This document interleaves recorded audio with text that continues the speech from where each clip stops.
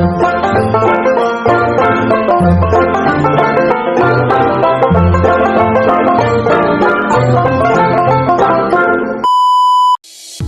lingkup psikologi komunikasi. Dalam psikologi, komunikasi mempunyai makna yang sangat luas, meliputi segala penyampaian energi, gelombang suara, tanda di antara tempat, sistem, atau organisme.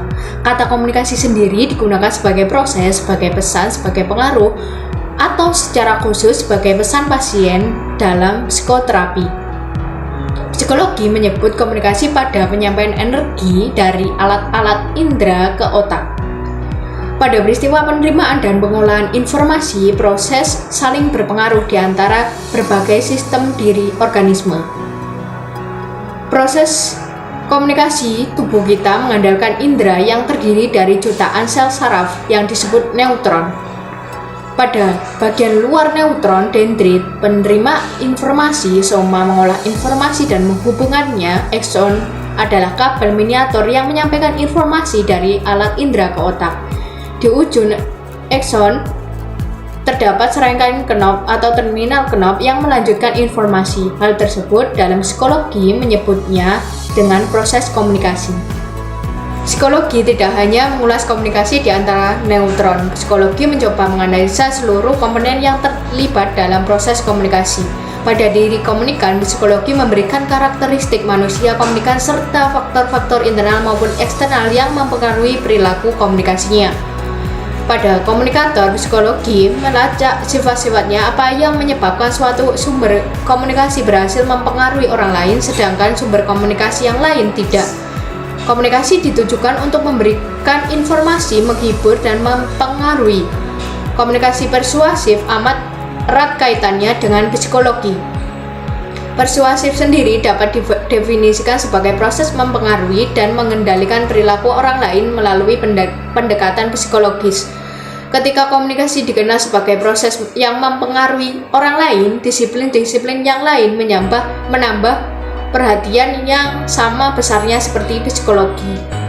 Ciri pendekatan psikologi komunikasi. Psikologi meneliti suatu perilaku manusia dan akan menyimpulkan proses kesadaran yang menyebabkan terjadinya perilaku. Psikologi komunikasi ini dilihat dari sosiologi. Sosiologi melihat komunikasi pada interaksi sosial. Lalu filsafat.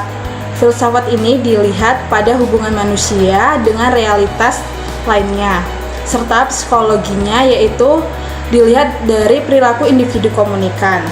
Psikologi komunikasi ialah suatu ilmu menguraikan, meramalkan, serta mengendalikan peristiwa mental dan behavioral atau sebab akibat berkomunikasi.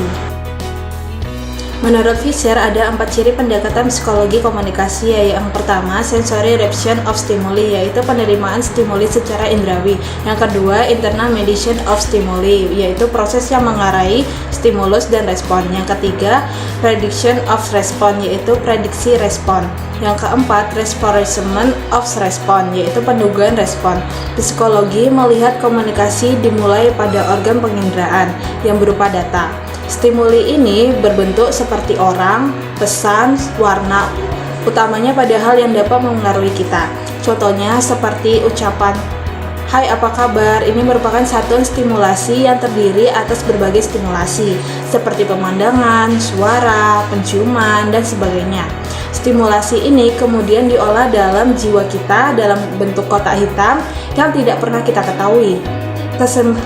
Kita hanya mengambil kesimpulan tentang proses yang terjadi pada kotak hitam dari respon yang tampak. Kita mengetahui bahwa bila kita tersenyum, tepuk tangan, atau melompat-lompat, pastinya seseorang tersebut dalam keadaan gembira.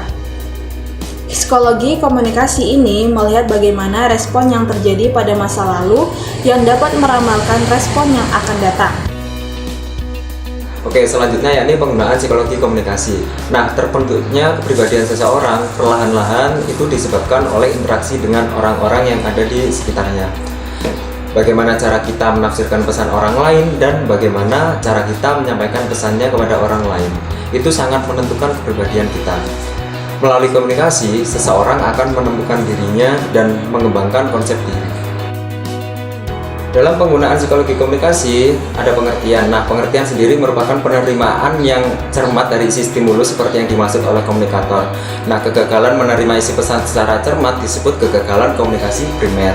Sangat penting jika kita harus tahu kebenaran cerita dari orang lain. Betapa sering kita bertengkar hanya karena pesan kita diartikan lain oleh komunikan. Kemudian ada mempengaruhi hidup. Nah, komunikasi memiliki sifat mempengaruhi orang lain. Sebagai contoh, khotib ingin membangkitkan sikap beragama dan mendorong jamaah untuk beribadah lebih baik.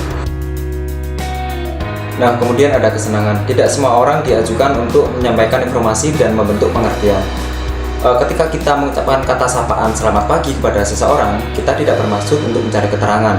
Komunikasi itu hanya dilakukan untuk mengupayakan agar orang lain merasa apa yang disebut analisis transaksional. Komunikasi ini biasa disebut komunikasi fatis yang dimaksudkan untuk menimbulkan kesenangan itu. Hubungan sosial yang baik. Nah, komunikasi juga ditunjukkan untuk menimbulkan hubungan sosial yang baik. Manusia adalah makhluk sosial yang tidak tahan hidup sendiri. Pastinya kita ingin berinteraksi dengan orang lain secara positif. William pada tahun 1966 merinci kebutuhan sosial ini dalam beberapa hal, yaitu interaksi dan asosiasi atau kita sebut inclusion, pengendalian dan kekuasaan atau kontrol, kemudian cinta serta kasih sayang, affection. Nah, secara singkat, kita ingin bergabung dan berhubungan dengan orang lain. Kita ingin mengendalikan dan dikendalikan. Kita juga ingin mencintai dan dicintai. Kebutuhan sosial ini hanya dapat dipenuhi dengan komunikasi interpersonal yang baik dan efektif. Tindakan. Nah, tindakan adalah hasil kumulatif seluruh proses komunikasi. Efektivitas komunikasi biasanya diukur dari tindakan nyata yang dilakukan komunikan. Pemasangan iklan bisa dianggap sukses apabila membeli barang-barang yang ditawarkan. Menimbulkan tindakan nyata memang indikator yang efektif dan paling penting. Kita harus berhasil lebih dahulu menanamkan pengertian, membentuk dan mengubah sikap yang menumbuhkan hubungan yang baik.